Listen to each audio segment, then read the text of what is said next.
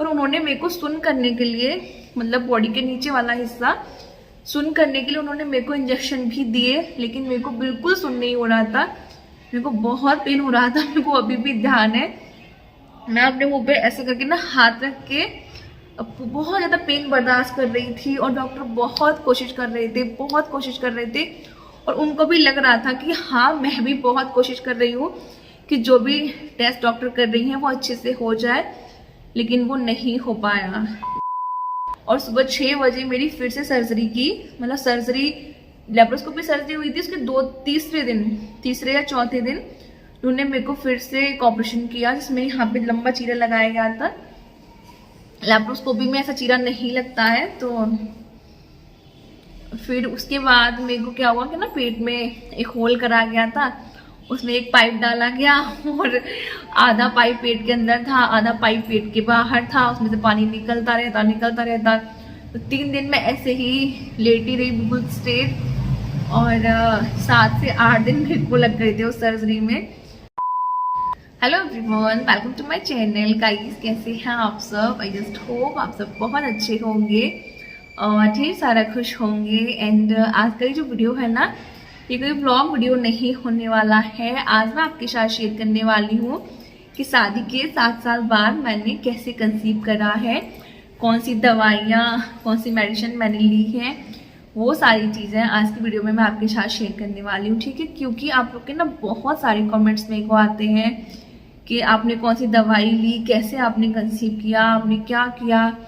तो वो सारी चीज़ें मैं, आप जाके अगर मेरी वीडियोस के नीचे देखेंगे ना, तो मैं प्रॉपर कमेंट करके रिप्लाई करती हूँ, लेकिन कमेंट में सारी चीज़ें बता पाना पॉसिबल नहीं हो पाता है। और 1-2 वीडियो में ना मैंने बताया भी है, लेकिन क्या होता है ना कि नए नए व्यूवर, नए नए सब्सक्राइबर्स डेली आके जुड़ते हैं ना, तो वो पुराने वीडियोस नहीं देखते हैं। तो इसलिए मैंने सोचा कि ना एक बार प्रॉपर एक वीडियो बना के जिससे सारी चीज़ें क्लियर कर देती हूँ। तो इसी के बारे में आज हम बात करने वाले हैं। और गाइस, अगर आप मेरे चैनल पे पहली बार विजिट कर रहे हैं तो मैं आपको बताना चाहूँगी कि now I am 9 month pregnant, और 9 मंथ भी ऑलमोस्ट बस मेरा ख़त्म होने ही वाला है। और डिलीवरी कभी भी हो सकती है अब, तो टच वुड।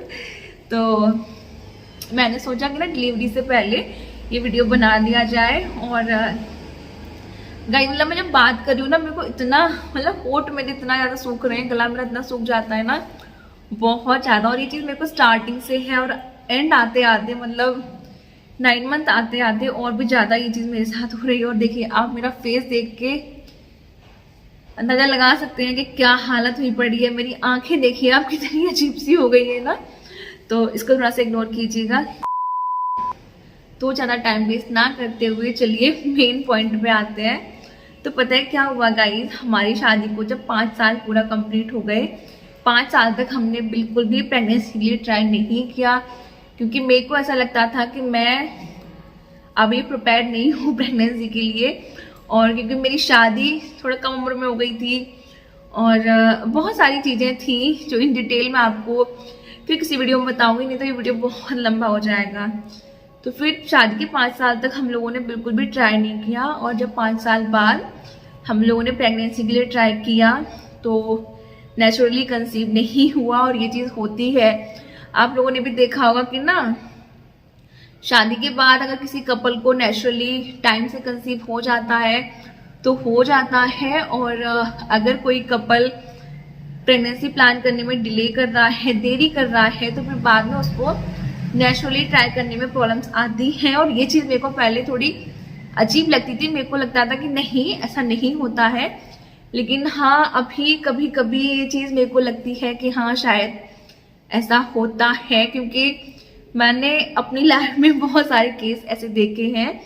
और आप मेरा ही एग्जाम्पल ले लीजिए, मतलब फैमिली वाले पहले बोलते थे कि ना अभी तो तुम लोग बेबी प्लान नहीं कर रहे हो, लेकिन जब बाद में प्लान करोगे तो तुम्हें बहुत प्रॉब्लम्स आएंगी। तो मेरे को ऐसा लगता था कि नहीं यार, ऐसा कुछ नहीं होता होगा, लेकिन शायद ऐसा होता है। तो फिर क्या हुआ कि ना 5 साल तक हम लोगों ने ट्राई नहीं किया। फिर 5 साल बाद जब मैंने कंसीव करने की कोशिश की, फिर मेरे को नेचुरली कंसीव नहीं हुआ। और 9-10 महीने आई थिंक हम लोगों ने ऐसे ही नेचुरली कंसीव करने का ट्राई किया। फिर उसके बाद जब नहीं हुआ फिर हम लोगों ने डिसाइड किया कि अभी डॉक्टर को दिखा लेना चाहिए।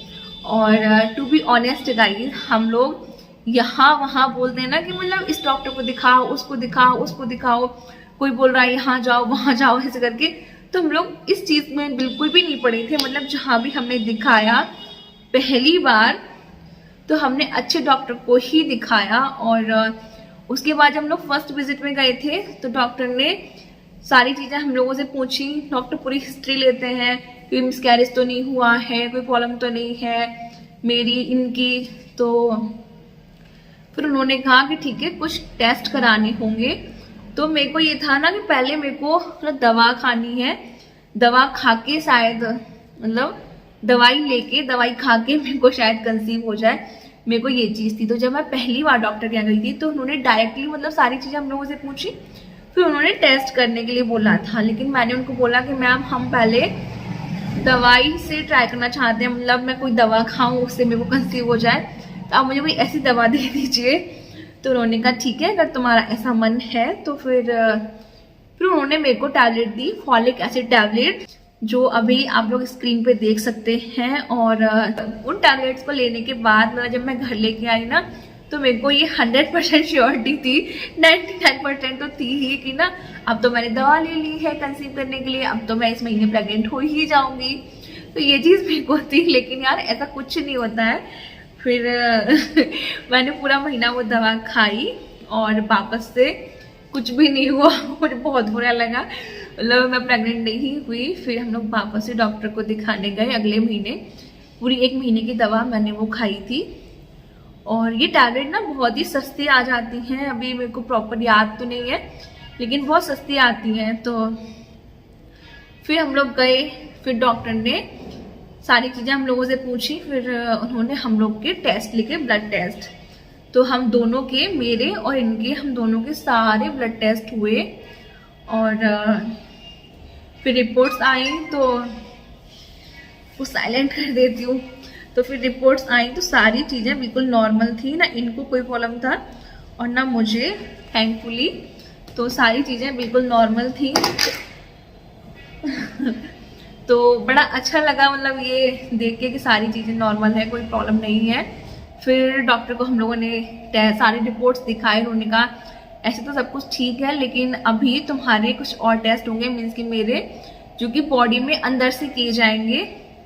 आई थिंक एक टेस्ट होता है HSG टेस्ट करके, जिससे ये पता चलता है कि आपकी जो फ्लोपियन ट्यूब्स हैं वो ब्लॉक है या ओपन है। और भी कुछ टेस्ट होते हैं जिनसे पता लगाया जाता है कि आपके अंडे की क्वालिटी कैसी है, सारी चीज़ें अच्छे से अंदर बॉडी में हो रही हैं नहीं हो रही हैं, एग टाइम से रिलीज हो रहा है नहीं हो रहा है।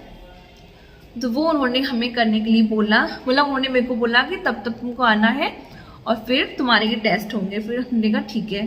फिर गाइस नेक्स्ट टाइम जब हम लोग गए वो टेस्ट कराने, आई थिंक HSG टेस्ट कराने हम लोग गए थे, तो उसमें ना मतलब पेन, मेरे को बहुत ज़्यादा पेन हुआ, बहुत ज़्यादा मेरे को पेन हुआ।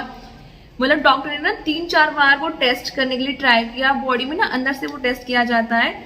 तो उन्होंने जैसे डॉक्टर, उस दिन ना संडे था, उन्होंने कहा कि पीरियड के फर्स्ट डे आना है, तो उस दिन संडे था। तो इमरजेंसी में उन्होंने मेरे को एडमिट करा और मतलब सुबह जाना होता है, 2-3 घंटे में टेस्ट हो जाता है, फिर आप वापस आ जाते हैं। तो वो टेस्ट करने के लिए उन्होंने कुछ सैंपल लेना था, पता नहीं क्या करना था, लेकिन वो टेस्ट हो ही नहीं पा रहा था। मतलब मेरे को इतना पेन हो रहा था और मैं इतनी कोशिश कर रही थी ना कि सारी चीज़ें अच्छे से हो जाए, लेकिन मेरे को इतना ज़्यादा पेन हो रहा था, बहुत ज़्यादा। और उन्होंने मेरे को सुन करने के लिए, मतलब बॉडी के नीचे वाला हिस्सा सुन करने के लिए उन्होंने मेरे को इंजेक्शन भी दिए, लेकिन मेरे को बिल्कुल सुन नहीं हो रहा था, मेरे को बहुत पेन हो रहा था। मेरे को अभी भी ध्यान है, मैं अपने मुंह पे ऐसे करके ना हाथ रख के बहुत ज़्यादा पेन बर्दाश्त कर रही थी। और डॉक्टर बहुत कोशिश कर रहे थे, बहुत कोशिश कर रहे थे, और उनको भी लग रहा था कि हाँ मैं भी बहुत कोशिश कर रही हूँ कि जो भी टेस्ट डॉक्टर कर रही हैं वो अच्छे से हो जाए, लेकिन वो नहीं हो पाया। वो मतलब हुआ ही नहीं। 2-3 डॉक्टर और आई, जो एक सबसे बड़ी वाली डॉक्टर थी ना वो भी आ गई कॉल करके, संडे था तो उनको बुलाना पड़ा, फिर भी मतलब लेकिन वो नहीं हो पाया टेस्ट। मैं बहुत थक रही हूँ बैठे बैठे से, मतलब बैठा नहीं जा रहा है मुझसे, तो ये चीज़ है। हाँ तो क्या बोल रही थी, हाँ फिर डॉक्टर ने मुझे बोला कि ना अभी रहने देते हैं, अब तुम अगली बार आना तब हम तुम्हारा लैप्रोस्कोपी सर्जरी करेंगे और उसमें हम ये भी देख लेंगे कि ट्यूब ओपन है या ब्लॉक है, और अगर ब्लॉक होंगे तो हम उसी सर्जरी में तुम्हारे ट्यूब्स ओपन कर देंगे।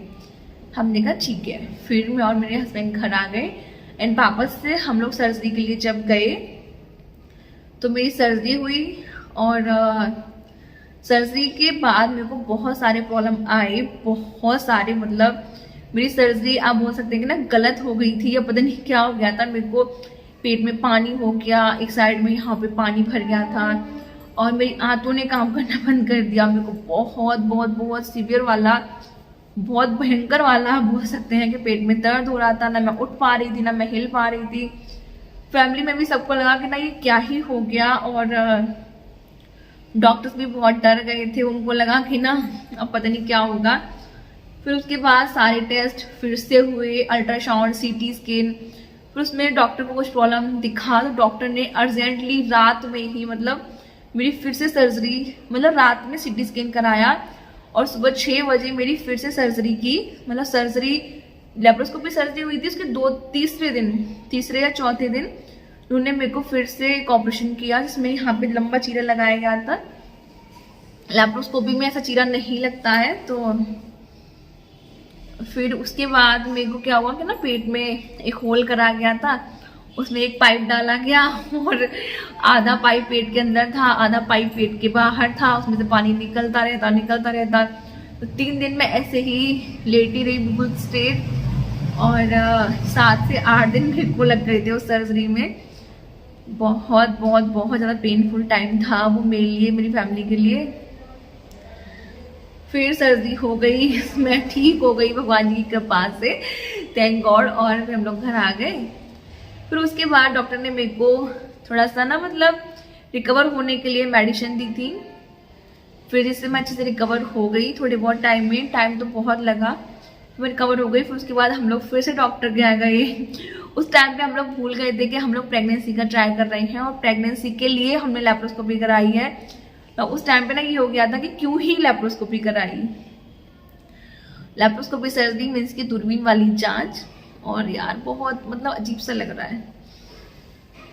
फिर उसके बाद 1-2 महीने तक हम लोग बिल्कुल मतलब प्रेगनेंसी, जिससे मतलब प्रेग्नेंट होना ही नहीं है, बिल्कुल भूल ही गए थे ये चीज़। फिर 1-2 महीने बाद जब मैं ठीक हो गई तो मैं फिर वापस से डॉक्टर के गई और मैंने उनको मतलब बोला कि अब आगे क्या करना है, कैसे मुझे कंसीव होगा।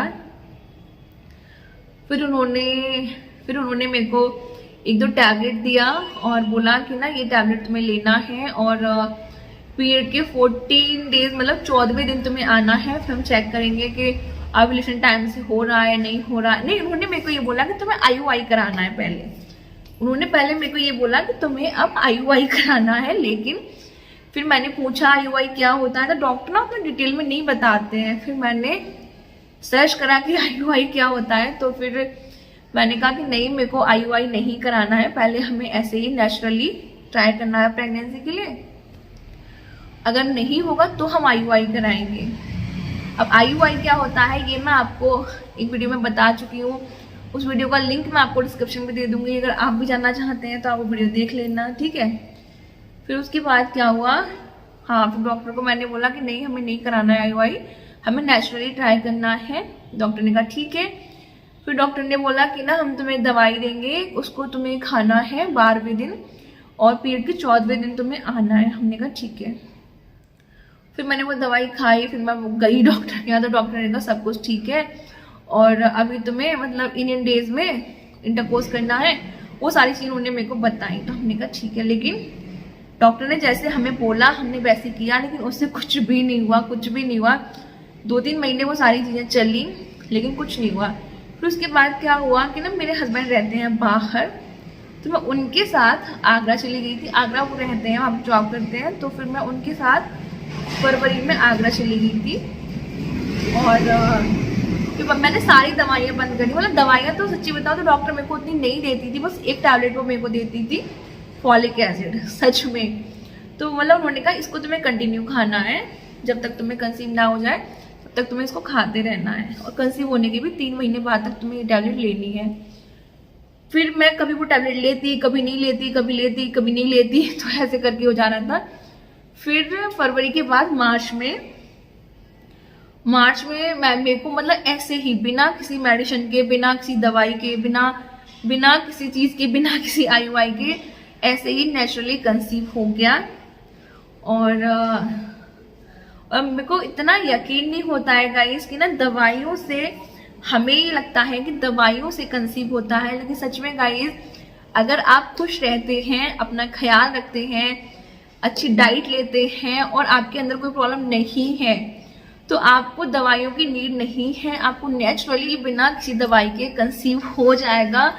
आप मेरा यकीन कीजिए, मतलब सच में मैंने कोई दवाई, ये जो मेरा बेबी है ये मतलब मैंने कोई दवाई इसके लिए नहीं ली है, बस मैंने फॉलिक एसिड लिया है, जो कि आप बोल सकते हैं कि ना एक ताकत की दवा होती है। कोई वैसे कोई टैबलेट, मतलब फॉलिक एसिड कोई कंसीव करने की दवा नहीं है, लेकिन मेरे को उससे ही इजीली कंसीव हो गया है। तो अगर आप भी प्रेगनेंसी के लिए ट्राई कर रहे हैं और आप ना बहुत ज़्यादा परेशान हो रहे हैं, तो मैं आपसे यही कहूँगी कि आप प्लीज़ परेशान मत होइए, क्योंकि देखिए परेशान होने से कुछ नहीं होता। मैंने तो बहुत देख लिया कि ना परेशान होने से कुछ नहीं होता, होता वही है जो होना होता है, या फिर हम क्या कर रहे हैं वो चीज़ें मैटर रखती हैं। तो मैं आपको बोलूँगी कि आप खुश रहिए, खुश रहने की कोशिश तो कीजिए, और आप अपना ख्याल रखिए, अच्छा खाना खाइए, अच्छी अच्छी बातें कीजिए, अच्छे अच्छे थॉट लाइए मन में, अच्छे अच्छे गाने सुनिए। तो ये सारी चीज़ें कहीं ना कहीं आपको हेल्प करती हैं। और एक चीज़ मैंने जो की थी वो है लॉन्ग वाटर वाली ट्रिक, तो वो मैंने यूज़ करी थी जिस महीने मैंने कंसीव किया था। तो वो चीज़ आप कर सकते हैं। उसके ऊपर भी मेरा एक ऑलरेडी वीडियो है, आप जाके देख सकते हैं, डिस्क्रिप्शन में उसका लिंक है। तो वो चीज़ मैंने करी थी और थैंकफुली मुझे उससे कंसीव हो गया। तो ये जो मेरी प्रेगनेंसी है इसके लिए मैंने कोई दवा नहीं ली है, कोई मैंने IUI नहीं कराया है, बिल्कुल नेचुरली मैंने कंसीव किया है। बस मैंने फॉलिक एसिड लिया कभी नहीं लिया। तो वीडियो गाइस बहुत लंबा हो गया है, आई नो बहुत लंबा हो गया है, लेकिन फिर भी बहुत सारी चीज़ें छूट जाती हैं। मैं क्या ही करूँ, इतनी सारी चीज़ें हो चुकी हैं ना कि मेरे को लगता है कि आपको पता होनी चाहिए। And now I am 9 months pregnant, जो बोलते टाइम मेरे को बहुत खुशी होती है। और अब बस मतलब 4 से ज़्यादा 10 दिन और चौथा बेबी मेरी गोद में होगा और मैं उसके साथ वीडियो बना रही होंगी, मतलब उसको लेके वीडियो बना रही होंगी। तो बहुत अच्छा लगता है, बहुत खुशी होती है। तो बस आप लोग के लिए मैं ये बोलना चाहूँगी, अगर आप कंसीव करना चाह रही हैं तो देखिए, अगर आपकी डॉक्टर आपको बोल रही हैं कि आपको ऐसे ऐसे करना है तो आप वैसे वैसे कीजिए, और आप अच्छे डॉक्टर को दिखाइए। ऐसा नहीं है, बहुत से डॉक्टर आजकल इस चीज़ को लेकर मतलब बस पैसे आपसे ऐंठते हैं, सही इलाज सही चीज़ें आपको नहीं देते हैं। और देखिए मेरी जो डॉक्टर है ना, उन्होंने कभी मेरे को पोटली भर भर के दवाइयाँ नहीं दी थी। मैंने बहुत सारे डॉक्टर ऐसे देखे हैं जो आपको इतनी सारी दवाइयाँ देते हैं, 4 टैबलेट सुबह शाम दोपहर ऐसे करके। तो आप देखिएगा, कभी भी आप नोटिस कीजिएगा, जितना अच्छा डॉक्टर होगा वो आपको उतनी ही कम दवाइयाँ देगा। तो उन्होंने मेरे को कभी ऐसे भर भर के दवाइयाँ नहीं दी। और सच में मतलब मैंने प्रेगनेंसी के लिए बहुत ज़्यादा दवाइयाँ नहीं खाई हैं, बस एक फॉलिक एसिड टैबलेट मैंने खाया है। और जब लैप्रोस्कोपी सर्जरी हुई थी तो उसको मतलब बॉडी को हील करने के लिए, रिपेयर करने के लिए थोड़ी सी टैबलेट खानी पड़ी थी। और ड्यूरिंग प्रेगनेंसी मेरे को मतलब आयरन कैल्शियम मैंने खाया है, और प्रोटीन पाउडर मैंने लिया है, और फॉलिक एसिड लिया है, और मैंने कोई टैबलेट नहीं ली है। हाँ, कभी कभी मतलब स्टार्टिंग में ना डॉक्टर ने बोला कि तुम्हारी हाई रिस्क प्रेगनेंसी है, तो उन्होंने थोड़ी बहुत टैबलेट मेरे को दी थी। वो सारी चीज़ें मैं किसी और वीडियो में आपके साथ शेयर करूँगी। फिलहाल मैं ये वीडियो यहाँ पे एंड कर रही हूँ, क्योंकि बिल्कुल हिम्मत नहीं हो रही है वीडियो आगे कंटिन्यू करने की।